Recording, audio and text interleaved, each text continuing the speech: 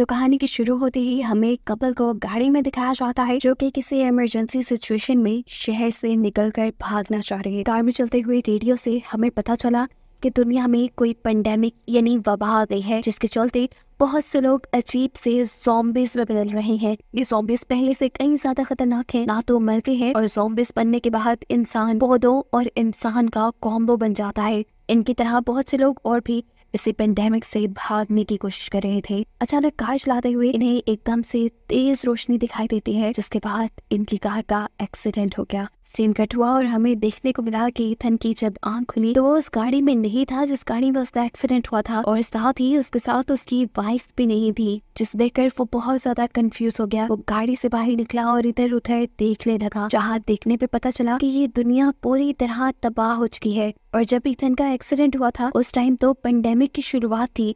साफ मतलब है कि एक्सीडेंट के टाइम से अब तक बहुत सा वक्त गुजर चुका है और उस वक्त में इथन के साथ क्या हुआ उसे नहीं पता। वो अपनी वाइफ को ढूंढने के लिए इधर उधर निकल रहा था, तभी उसके सामने एक आदमी आ गया और उसने इथन के ऊपर गन पॉइंट कर दी। इससे पहले वो इथन को मार देता, पीछे से कोई गोली चलाकर उसे ही शूट कर देता है। जिसने इथन की जान बचाई थी वो एक लेडी थी, जो अब उस जख्मी आदमी के पास आकर उसे मुंह पे थप्पड़ मारती है और बेहोश कर देती है। जिसके बाद वो इथन के पास आई और उसने बताया कि मेरा नाम मे है। वो यहाँ इथन से पूछती है तुम यहाँ क्या कर रहे हो।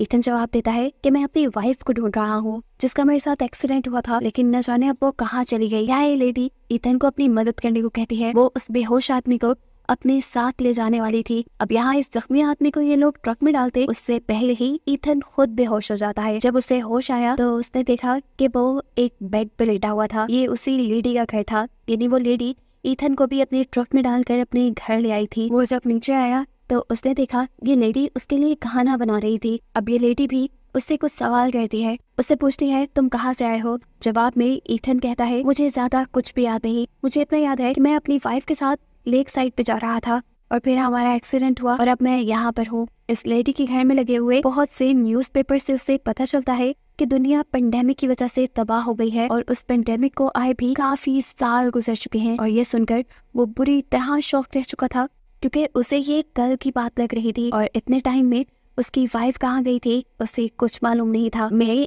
इथन के पीछे खड़े होकर उसे बताती है कि ये सब काफी साल पहले हुआ था। साइंटिस्ट के मुताबिक ये सारा काम नेचर ही कर रही है ताकि सारे इंसान मर जाएं और इस दुनिया को दोबारा से बैलेंस किया जा सके। इनकी इन्हीं बातों के दौरान घर की लाइट चली जाती है। मैं बाहर सोलर सिस्टम को चेक करने से पहले इथन से कहकर जाती है यहाँ किसी चीज को हाथ मत लगाना और यहाँ से बाहर बिना आना। लेकिन मैं की बात ना मानते हुए वो यहाँ से बाहर आया और इर्द गिर्द देखने लगा। वहाँ सामने एक छोटा सा कमरा था जिसके बाहर मकड़ी के जालों में लिपटा एक ढांचा मूव कर रहा था और ये देखकर वो डर गया। वो मैं से पूछता है ये क्या है। मैं जवाब में कहती है वो आर्टिफिशियल है, तुम उस पर ज्यादा ध्यान नहीं दो, उसे सिर्फ यहाँ हिफाजत के लिए लटकाया गया है। मैं ये सारी बातें करते हुए अभी भी अपने सोलर सिस्टम को चेक कर रही थी, जिसकी प्रॉब्लम जब उसे समझ नहीं आती तो यहाँ इथन उसकी मदद करता है। इसके बाद ये दोनों ट्रैप को चेक करने के लिए जाते हैं जिसमें आज उनके लिए फाइनली शिकार फंस गया था। अब रात का खाना खाने के बाद इथन उसे कहता है आपकी मेहमान नवाजी का बहुत शुक्रिया, लेकिन अब मुझे जाना होगा क्योंकि मुझे अपनी वाइफ को ढूंढना है। लेकिन यहाँ मैं उससे कहती है रुक जाओ, आज की रात सुबह को मैं तुम्हारे साथ खुद जाऊंगी तुम्हारी वाइफ को ढूंढने के लिए। इथन उसकी बात मान जाता है। वो यहाँ पर फजूल नहीं रहना चाहता था, इसलिए रात में उसने साइकिल चलाकर मे के घर के लिए पावर भी यानी इलेक्ट्रिसिटी भी जनरेट की। जिसके बाद मे सोने चली जाती है, लेकिन इथन को अभी भी सब्र नहीं हो रहा था सुबह होने का, इसलिए आधी रात में वो खुद मे की गाड़ी लेकर अपनी वाइफ को ढूंढने के लिए निकल गया। उसे एक्सीडेंट से पहले की चीजें भी पूरी तरह याद नहीं थी। जो बात उसे याद थी वो ये कि पेंडेमिक से पहले वो दोनों कैंडल लेक तक जा रहे थे जहाँ पर उनका एक घर था। फाइनली इथन वहाँ पर पहुँच भी जाता है। वो अब अपना घर खोलकर अंदर जाने वाला था, लेकिन उसने नोट किया कि घर अंदर से लॉक है। वो अब जोर जोर से एमा एमा चिल्लाने लगा, लेकिन जब अंदर से कोई आवाज नहीं आई तो मजबूरन उसे विंडोज तोड़कर अंदर जाना पड़ा। अंदर कोई रह तो रहा था, लेकिन वो एमा बिल्कुल नहीं थी। जो कोई भी था इथन उसे टॉर्चर करके उस एमा के बारे में पूछने लग जाता है, लेकिन ये लड़की बताती है कि वो किसी एमा को नहीं जानती और काफी सालों से वो अपने बेटे के साथ यहाँ पर अकेले ही रह रही है। अभी ये लोग यही बातें ही कर रहे थे कि इन्हें पीछे से भारी कदमों की आवाज आने लगी। इथन ने हैरानी में मुड़कर जब पीछे देखा तो वहाँ पे एक बहुत ही भारी स्केलेटन था जो इंसान से ज्यादा कोई दरख्त लग रहा था। वो इनके घर के अंदर घुसने की कोशिश करता है, लेकिन जल्दी से वो लड़की आगे बढ़कर घर का दरवाजा बंद कर देती है। लेकिन वो स्केलेटन जो कि एक ज़ॉम्बी है असल में, वो ईथन की तोड़ी हुई विंडो से इस घर के अंदर उस लड़की के ऊपर हमला कर देता है, जिसे बचाने के लिए ईथन पास पड़ी हुई हथौड़ी उठाकर उसके सर पे जोर जोर से मारता है और ऐसे वो ज़ॉम्बी दूर हो जाता है और औरत बच जाती है। थोड़ी देर बाद ईथन ने जब दरवाजे के बाहर देखा तो वो शॉक रह गया कि वो स्केलेटन अभी भी जिंदा था।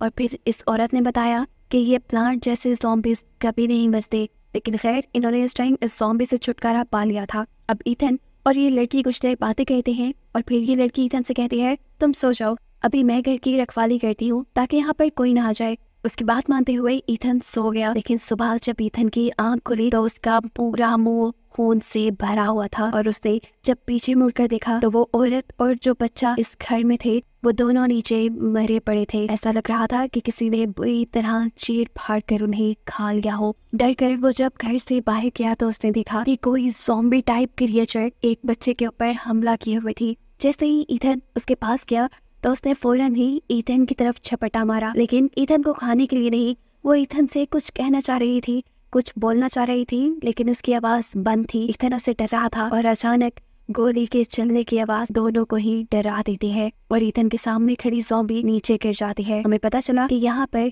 ईथन को बचाने के लिए मे आई थी। अब यहाँ से जाने से पहले ईथन को यहाँ पे लगा हुआ एक बर्ड बॉक्स दिखाई देता है जिसपे उसकी वाइफ का टैटू बना था। वो जल्दी से इस बर्ड बॉक्स को खोलता है तो वहाँ पे एक सेल फोन था जिसकी बैटरी डेड होने वाली थी। ये मोबाइल उसकी वाइफ का ही था जिसमें एक वीडियो बनी हुई थी। इस वीडियो में उसकी वाइफ बता रही थी कि ईथन तुम्हें भूलने की बीमारी हो चुकी है और मैं नहीं जानती कि तुम्हारी इस बीमारी के साथ मैं कब तक तुम्हारे साथ रह पाऊंगी। इस वीडियो में ईथन खुद उसके पीछे लेटा हुआ था। इससे पहले कि वो वीडियो पूरी देख पाता मोबाइल बंद हो जाता है और ईथन गुस्से से पागल होने लगता है। यहाँ पर अब मैं उसके पास आती है और उसे कंट्रोल करती है और कहती है तुम मेरे साथ घर चलो, मेरे घर चार्जर है, तुम इस मोबाइल को चार्ज कर लेना। लेकिन अब तो ईथन को मैं भी याद नहीं रही थी जो उससे कल ही मिली थी। मैं यहाँ उसे अपने बारे में तसल्ली देती है और उसे ले जाने के लिए बाहर ले आती है, जहाँ आकर अब ईथन को वो ट्रक भी याद नहीं था जिसे वो कल रात ही लेकर यहाँ पे आया था। ईथन मे को सजेस्ट करता है कि क्यों ना हम इस ट्रक के जरिए यहाँ से चले जाएं। तो जवाब में मे कहती है किसी इडियट ने रात में इसकी बैटरी बंद नहीं की थी, अब बैटरी इसकी खत्म हो गई है तो इस ट्रक को भी हम नहीं ले जा सकते। फिर अब इनकी किस्मत अच्छी थी जो इन्हें यही घर के पास एक छोटी सी साइकिल मिल गई जिसे मे चलाने लगी। रास्ते में इन्हें काफी सारे ज़ॉम्बीज़ पे नजर आए जो तकरीबन दरख्त में ही बदले हुए थे। यहाँ पर अब ईथन मे से सवाल करता है कि तुम्हारी शादी हुई भी है? तब उकताते हुए मे जवाब देती है नहीं, वो मर गया है। रास्ते में अब इनके एक गैस स्टेशन आया जहाँ पर आकर ईथन रुक गया। वही गैस स्टेशन था जो रोज उसके ख्वाब में आया करता था। एकदम से उसे कुछ याद भी आने लगा। उसे याद आया कि जब पैंडेमिक शुरू हुई थी तो ये लोग इसी गैस स्टेशन के पास रुके हुए थे और तब यहाँ पर उनका सामना हो गया था एक ज़ॉम्बी से। जिस ज़ॉम्बी से वो एमा यानी अपनी वाइफ को बचाने के लिए आगे बढ़ा तो उस ज़ॉम्बी ने ईथन के ही पासों पे काट दिया और फिर इसके आगे उसे कुछ याद नहीं आया। खैर अब ईथन को लिए मैं अपने घर पहुंच जाती है, जहाँ आते ही उसने ईथन को चुप रहने को कहा क्योंकि उसे अपने घर के करीब से किसी की आहट महसूस होने लगी थी। उसने करीब जाकर जो भी था उसे गन पॉइंट पे ले लिया और तब उस आदमी ने बताया मैं इनोसेंट हूँ, मैं तो सिर्फ अपनी वाइफ को ढूंढ रहा हूँ। इस टाइम मैं बहुत ज्यादा भूखा हूँ और खाने के लिए मैं आपकी कुछ भी मदद कर सकता हूँ। अब इसकी डील मानने से पहले मैं ईथन के जरिए उस आदमी को चेक करवाती है और उसके सारे वेपन ले लेती है। फिर ये आदमी उनके लिए लकड़ियाँ काटने लग जाता है, जबकि अंदर से मैं उनके ऊपर नजर रखे हुए थी। मैं उसके लिए खाना बनाती है और यहाँ पर हम देखते हैं कि वो आदमी ईथन को चकमा देते हुए अपनी गाड़ी के पास जाकर अपनी गाड़ी में छुपाई एक और गन ले आया है। घर के अंदर आने से पहले मैंने इन दोनों को जूस दिया और फिर खाना खाने के लिए डाइनिंग पे बुला लिया। खाना खाने से पहले उसने ईथन को वार्न कर दिया था कि तुम ये खाना मत खाना और टेबल पे बहाना बना देना कि तुम्हें भूख नहीं। ईथन नहीं जानता था कि मैं उसे ऐसा क्यों कह रही है। खैर खाने के टेबल पे हम देखते हैं कि ईथन की तबीयत खराब होने लगी थी, उसे चक्कर आने लगे थे और जैसे ही वो उठकर आगे बढ़ा तो वो बेहोश हो गया। मैं जब उसे चेक करने के लिए उसके करीब गई तो उस आदमी ने भी चकमा देते हुए मे के पास से उसकी गन छीन ली। वो अब मे को धमकाने लगा था, लेकिन मे ऐसे खड़ी थी जैसे उससे तो उसकी धमकी से कोई फर्क नहीं पड़ रहा। यहाँ तक कि यह आदमी जब उसके मुंह पे गन भी मारता है तब भी मे बिल्कुल शांत रहती है, क्योंकि वो जानती थी यह आदमी ज्यादा कुछ कर नहीं सकता था। उसने खाने में बेहोशी की दवाई जो मिलाई थी, जिसके चलते कुछ ही देर में यह आदमी बेहोश हो गया। इसके बाद मैं ईथन को लेकर उसके कमरे में चली गई और फिर ईथन को जब होश आया तो वो काफी अच्छा महसूस कर रहा था। मैं उसका इतना ख्याल रख रही थी, इसलिए मैं का शुक्रिया करने के लिए जब वो नीचे जाने लगा तो उसने देखा कि छुपके से 2 लोग उनके घर में घुस आए हैं, जिसमें से एक ने आते ही एमा को पकड़ लिया और बंदी बना लिया। पता चला कि ये दोनों उसी आदमी के दोस्त थे जो अभी थोड़ी देर पहले यहाँ पर आया था। असल में उस आदमी को शक था कि मैंने ही उसकी वाइफ को मारा है, क्योंकि उसकी वाइफ कुछ दिन पहले यहाँ आने वाली थी और उसके बाद वो वापस लौट कर नहीं आई। इथन ने इस आदमी को भी अपनी वाइफ के बारे में बताया था। वो आदमी इथन से कहता है, क्या पता इसी औरत ने तुम्हारी वाइफ को भी मारा हो। इथन को उस आदमी के बातों पे शक तो नहीं था, लेकिन फिर भी वो इस आदमी के साथ मिलकर मे के घर की तलाशी लेने लगा और वहाँ पर उसे अपनी वाइफ का लॉकेट मिल भी गया। इसका साफ मतलब था कि जरूर इथन की वाइफ के साथ भी मैं नहीं कुछ गलत किया है, उसे शायद मार दिया है। यहाँ पर हम देखते हैं वो आदमी भी एमा के कमरे से एक बैग लेकर आया था जिसमें बहुत से लोगों की पर्सनल चीजें थी। इसका मतलब कि मैंने एक को नहीं बल्कि बहुत से लोगों को अपना शिकार बनाया था। यहाँ पर अब इस आदमी का दूसरा साथी मे के घर के बैकयार्ड को चेक करने के लिए जाता है, जहाँ अंदर जाकर उसने देखा कि ये जगह बिल्कुल एक हॉस्पिटल जैसी थी, जहाँ पर उनके लीडर को भी बांध कर रखा गया था और उसका अब एक बाजू भी नहीं था। इससे पहले कि वो ये बात जाकर अपने दूसरे साथी को बता पाता, वो मे के बनाए जाल में फंसता है और वहाँ लगे ट्रिगर बम के फटने की वजह से मारा जाता है। अब इस आदमी को जैसे ही ये एहसास हुआ कि उसका आखिरी साथी भी मारा गया, तो वो अब इस गुस्से में मे को भी मारने वाला था, लेकिन उसकी गन में गोलियां नहीं थी। तब वो मे की ही गन उठाता है उसे मारने के लिए। उसने मे की तरफ शूट किया और हमें गोली के बजाय बम के फटने की आवाज सुनाई थी और ये बात हमें रिवील हुई कि मैंने अपनी गन में एक खास रेड बटन लगाया हुआ था, जिसको बंद करने पे अगर वो गन चलाती तो गोली निकलती, लेकिन क्योंकि इस आदमी को ये बात नहीं पता थी तो उस रेड बटन के बंद ना करने की वजह से उस गन में लगा बम फट गया और उस आदमी का बाजू ही कट गया। इस आदमी के मरने के बाद अब दोबारा से इथन की तबीयत खराब होने लगती है और मैं किसी तरह अपने आप को छुड़ाकर इथन को उसके रूम में ले जाती है। इथन परेशान था और उस टाइम मैंने उसे कहा, कुछ नहीं होगा, तुम सुबह तक ये सब भूल जाओगे। और उसके कहने के मुताबिक ठीक ऐसा ही हुआ। सुबह उठने पर इथन को कुछ याद नहीं था और यहाँ पर मैंने उसे कहा, चलो शिकार करने चलते हैं, क्योंकि घर पे खाना खत्म हो रहा है। चुपचाप इथन मे के पीछे चलने लगा और चलते हुए इस मर्तबा जिस घर में वो रह रही थी उस घर को देखकर उसे एक अजीब सी याद आई।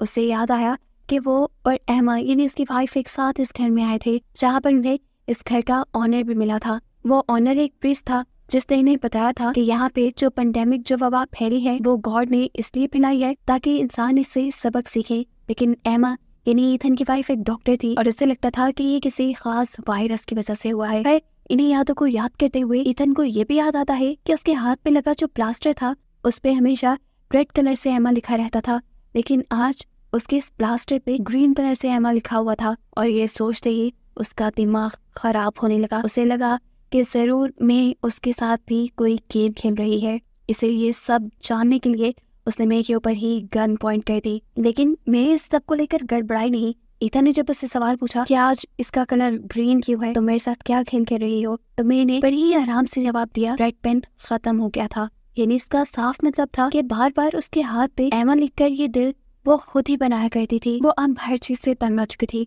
इस टाइम वो इथन को सच बता ही देती है कि इथन तुम जिंदा नहीं हो, तुम मर चुके हो। असल में गैस स्टेशन पर जब तुम्हें एक ज़ॉम्बी ने काट लिया था तो तुम भी इन्फेक्टेड हो गए थे। ये सुनकर इथन शॉक हो जाता है और फौरन अपना प्लास्टर खोलता है, जहाँ पे उसे अपने हाथ पे बहुत से छोटे छोटे प्लांट दिखाई देते हैं, जिसका मतलब साफ था कि मैं सच बोल रही थी। मैं उसे बताती है कि मैंने तुम्हें हमेशा एक इंसान जैसा बनाए रखने के लिए तुम्हें इंसानों का गोश्त खिलाया, जिसकी वजह से तुम पूरी तरह एक ज़ॉम्बी में नहीं बदले। इनका ठोकर हमें पास्ट में दिखाया जाता है कि जब वो इस घर में आए थे और प्रीस्ट से मिले थे, तभी प्रीस्ट को शक हो गया था कि इथन कोई इंसान नहीं, क्योंकि उसके अंदर कोई स्पिरिट बोल नहीं रही थी। वो कोई इंसानों जैसे एक्शन नहीं कर रहा था और ये चीज एमा छुपाना चाह रही थी। एकदम से इन सब के दरमियान में बैठे हुए इथन को चक्कर आने लगते हैं और एमा उसे लेकर वॉशरूम में चली जाती है, जहाँ वो अजीबोगरीब हरकतें करने लगा था।